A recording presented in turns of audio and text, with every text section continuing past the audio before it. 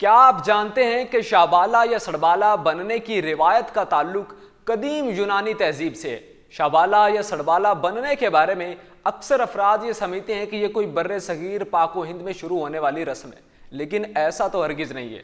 اس رسم کے ڈانڈے قدیم یونانی تہذیب سے ملتے ہیں۔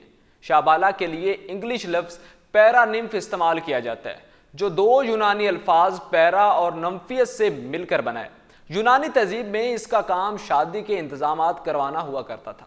وہیں سے چلتے چلتے شابالا بنانے کی رسم عیسائیوں میں پھیلی۔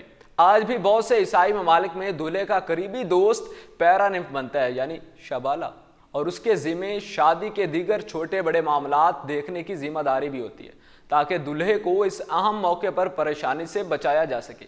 بر صغیر پاک و ہند میں یہ رسم انگریزوں کی دیکھا دیکھی میں شروع ہوئی، لیکن یہاں اس رسم میں دیسی ٹچ بھی دیا گیا۔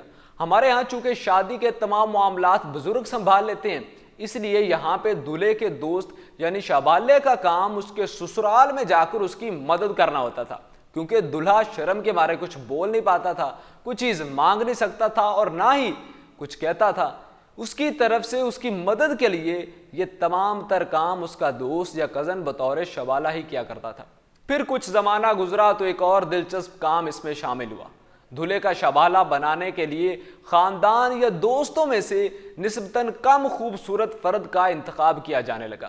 اس کے پیچھے وجہ یہ تھی کہ اب دلہا اور شابالہ جب بارات میں اکٹھے چلیں تو دلہا نسبتاً زیادہ خوبرو نظر آئے، اور جب بارات سسرال پہنچے تو دلہن کی سہیلیاں جب بارات میں دلہے کو دیکھیں اور اس کے ساتھ موجود بدصورت شابالے کو دیکھیں تو جا کے اپنی سہیلی دلہن کو کہیں کہ تمہارا دلہا تو بہت خوبصورت ہے۔